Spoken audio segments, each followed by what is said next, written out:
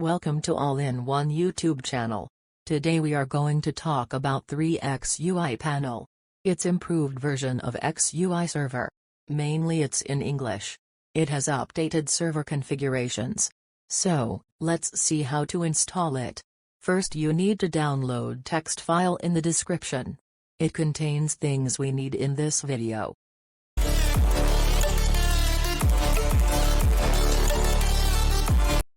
First get root access.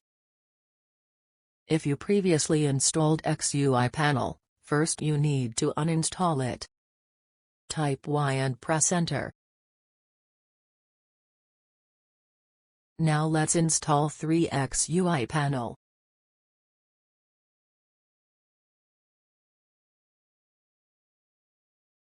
Type Y and press enter. Now type port number for accessing panel. Press enter. You must open port that you previously typed in Firewall from outside. After that, you can access your 3X-UI panel. Go to this URL. These are username and password. Type username and password.